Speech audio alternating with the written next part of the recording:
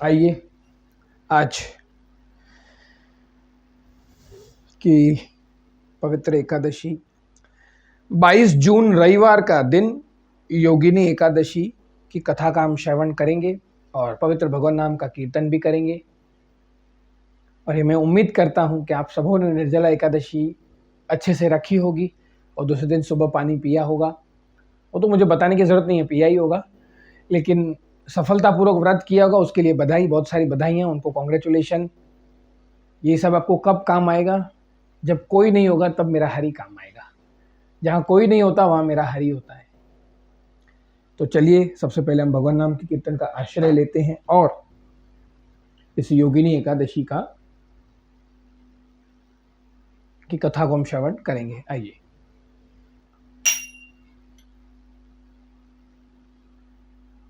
मुझको राधा रमण कर दो ऐसा मगन, मुझको राधा रमण कर दो ऐसा मगन, रटूं मैं तेरा नाम के आठों यार, रटूं मैं तेरा नाम के आठों यार, मुझको राधा रमन कर दो ऐसा मगन, मुझको राधा रमन कर दो ऐसा मगन, रटूं मैं तेरा नाम के आठों यार, रटूं मैं तेरा नाम के आठों यार। हरे कृष्णा कृष्ण कृष्ण हरे हरे, हरे राम राम राम हरे हरे, हरे कृष्ण कृष्ण कृष्ण हरे हरे, हरे राम राम राम हरे हरे, हरे कृष्ण कृष्ण कृष्ण हरे हरे, हरे राम राम राम हरे हरे, हरे कृष्ण कृष्ण कृष्ण हरे हरे, हरे राम राम राम हरे हरे, हरे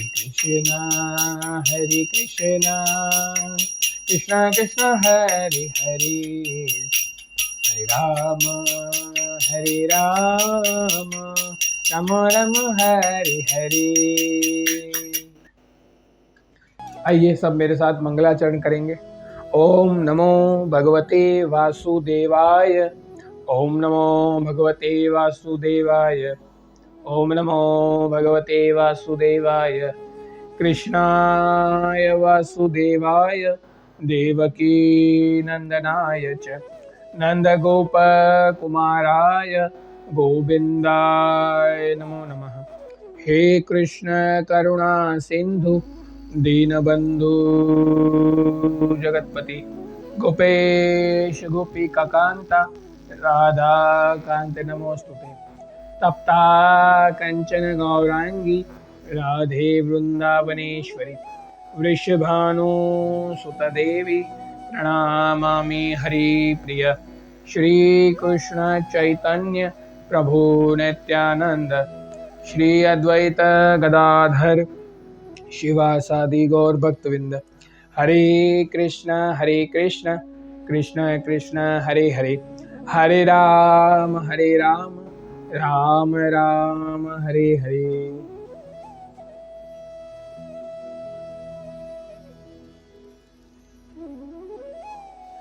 तो 22 जून रविवार का दिन, योगिनी एकादशी कथा।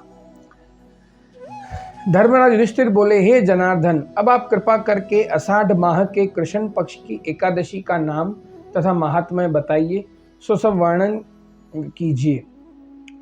कृष्ण भगवान बोले, हे राजन, आषाढ़ माह के कृष्ण पक्ष की एकादशी का नाम योगिनी है। इसके व्रत से समस्त पाप नष्ट हो जाते हैं और इस लोक में तथा परलोक में ये मुक्ति देने वाली एकादशी है।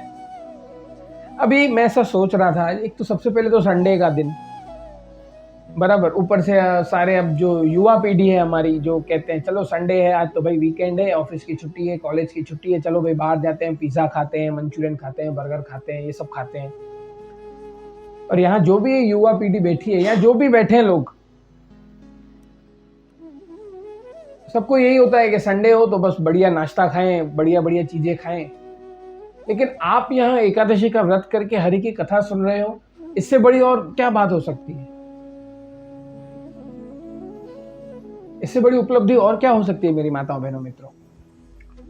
संडे का दिन है, हम कथा सुन रहे हैं, माला जप कर रहे हैं, शास्त्र पढ़ रहे हैं, एकादशी का व्रत रख रहे हैं, मेरे ठाकुर को खुश करने के लिए हम हर प्रयास कर रहे हैं। इससे बड़ी और क्या चीज हो सकती है? बाकी देखो, रविवार को होटलों में इतनी भीड़ लगी होती है, ऐसा लगता है जैसे मुफ्त में खाना बांट रहा है। रविवार शाम को तो सबसे ज्यादा भीड़ें होती हैं, ये नाश्ते की लारियां। और हमारे सिंधी समाज वाले तो क्या करेंगे, सिंधी भाई बहन लोग शाम को पानी पूरी खाएंगे, समोसे खाएंगे, कचौरी खाएंगे, और यहाँ बैठ के आप हरि की कथा सुन रहे हो और एकादशी का व्रत भी रख रहे हो, ऊपर से संडे का दिन। सबको यही सब चाहिए कि आराम करें और अच्छा खाए पिए, लेकिन आपने ऐसा नहीं किया। तो समझ लो मेरे हरि ने आपको चुन लिया है, मेरे हरि ने आपको स्वीकार कर लिया है, इसलिए तो आप यहाँ बैठे हो। इसलिए गुरु भेजा है, भगवत गीता है, भागवतम है, इसलिए सब मेरे हरि ने हम सबको दिया है। मेरे हरि ने क्या नहीं दिया हमको? सब कुछ दिया है। तो चले हम कथा की ओर चलते हैं। यह एकादशी तीनों लोकों में प्रसिद्ध है।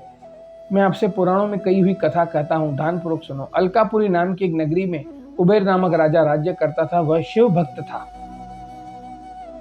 अब थोड़ा शिव भक्त में मैं थोड़ी चर्चा कर लूं।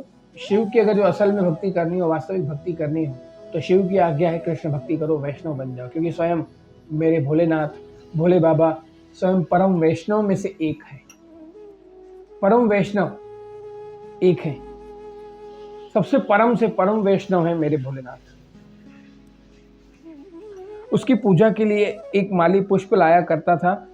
उसके विशालाक्षा नाम की अत्यंत सुंदर स्त्री थी। एक दिन वह मान सरोवर से पुष्प ले आया, परंतु कामासक्त होने के कारण पुष्पों को रखकर स्त्री के साथ रमण करने लगा और दोपहर तक न आया। जब राजा कुबेर को उसकी राह देखते देखते दोपहर हो गई, तो क्रोधपूर्वक अपने सेवकों को आज्ञा दी कि तुम जाकर हेममाली का पता लगाओ और वह अभी तक पुष्प को क्यों नहीं लाया। जब यक्षों ने उसका पता लगा कि कुबेर के पास आकर कहने लगे, राजन, वह माली अभी तक अपनी स्त्री के साथ रमण कर रहा है। और यक्षों की इस बात को सुनकर कुबेर ने हेममाली को बुलाने की आज्ञा दी। हेममाली राजा कुबेर की आज्ञा सम्मुख डर से कपकपाता हुआ उपस्थित हुआ और प्रणाम किया।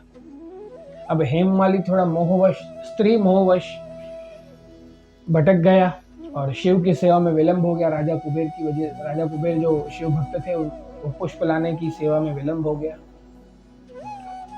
तो यहाँ कलयुग में देखिए, अब इस कथा का तो ठीक है, यहाँ कलयुग की अगर मैं बात करूं, हम तो सब इंद्रियों के भोग भोगने वाले, पाप में रचे पचे पड़े हैं सारे, और अपनी मन मस्ती में लगे पड़े हैं। फिर भी हमें गुरु महाराज कृपा करके स्वीकार करते हैं, फिर भी हमें गुरु महाराज कृपा करके स्वीकार कर रहे हैं। सब पाप से रचे पचे भरे पड़े हैं हम, खाली बस इंद्रिय भोग की लालसा हमारे मन में है। हर तरह के इंद्रिय भोग हम करना चाहते हैं। हम शरीर के सुख के इतने उलझ गए, लेकिन फिर भी हमें गुरु महाराज हमसे पूछते हैं, तुमने कितने पाप नहीं, कितना जाप किया। गुरु महाराज ने कभी किसी से नहीं पूछा तुमने कितने पाप किए, नहीं, पाप नहीं, कितना जाप किया। भाई जाप के बारे में बताओ, पाप तो अपने आप मेरा हरि देख लेगा। तो हमें गुरु महाराज स्वीकार कर रहे हैं तो इससे बड़ी और कृपा क्या हो सकती है। और कृष्ण ने हमारे लिए गुरु महाराज भेजे हैं तो हम कृष्ण की आज्ञा में ही रहें तो अच्छी बात है मेरी माताओं बहनों मित्रों। तो राजा कुबेर को महान क्रोध आया। उसने कहा, हे पापी महानीच कामी, तूने मेरे पूजनीय ईश्वरों के ईश्वर शिव जी का भी अनादर किया है। इससे मैं तुझे श्राप देता हूँ कि स्त्री का वियोग भोगेगा और मृत्यु लोक में जाकर कोढ़ी होगा। अब यहाँ पर श्राप दे दिया।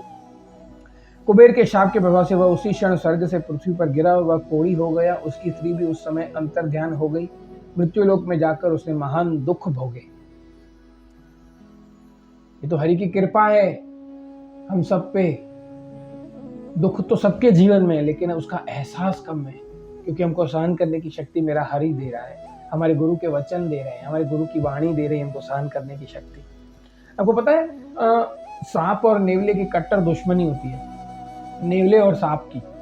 तो जब भी वो लड़ते हैं दोनों आपस में, तो सांप जितना हो सके उसको जहर से काटने की कोशिश करता है कि मैं इसको काटता ही रहूं, हमला करता ही रहूं ताकि नेवला मर जाए।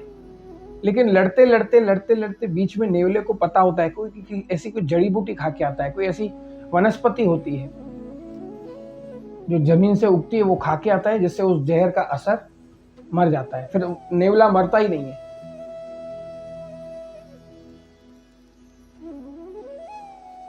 तो फिर ये सांप कितना भी काट ले, नेवले को फर्क नहीं पड़ता।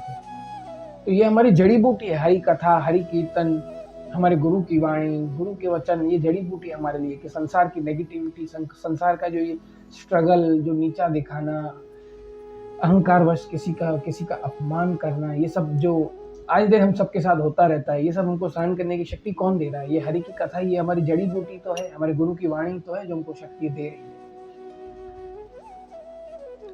फिर अब कथा पे चलते हैं। परंतु शिवजी के भक्ति के प्रभाव से उसकी बुद्धि मलिन न हुई। वह हिमालय पर्वत की ओर चल दिया। वहां पर चलते चलते मार्कंडेय ऋषि के आश्रम में पहुंचा। अब देखिए, शिवजी परम वैष्णव है। हम शिवजी की पूजा अगर सच्चे मन से करेंगे, लेकिन कोई भौतिक इच्छा नहीं होनी चाहिए। भस्मासुर ने की इच्छा, भस्म हो गया। शिवजी से जो भी वरदान मांगता है वो अंत में भस्म ही हो जाता है। भस्मासुर ने की तपस्या, अपने सर पे हाथ रख दिया, अपने आप को भस्म कर दिया उसने।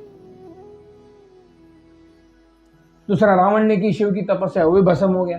परम आज्ञा क्या है? क्या उनकी आज्ञा, शिव जी की आज्ञा है क्या? कृष्ण भक्ति, राम की भक्ति और सदाचार। तो यही तो है मेरी माताओं बहनों मित्रों, शिव की आज्ञा। लेकिन शिव की आज्ञा हम पालन करते नहीं, हम उनसे भौतिक वस्तु मांगते हैं, बंगला गाड़ी मोटर मांगते हैं, फिर वही हमारे दुख का कारण बनते हैं। और हिमालय, वहां पर मार्कंडेय ऋषि मिले और आश्रम में पहुंचा। वह ऋषि अत्यंत वृद्ध तथा तपशाली थे। उसको देखकर हेममाली वहां गया, उसे प्रणाम करके उनके चरणों में गिर पड़ा। उसके लेकर मार्कंडेय ऋषि बोले कि तूने कौन से कर्म किए जिससे तू कोढ़ी हुआ और महान दुख भोग रहा है? इस पर हेममाली बोला, हे मुनि, यक्षदान कुबेर का सेवक हूं मैं राजा की पूजा के लिए नित्य प्रति पुष्प लाया करता था। एक दिन अपनी स्त्री के साथ विहार करते करते देर हो गई तो दोपहर तक पुष्प लेकर न पहुंच पाया।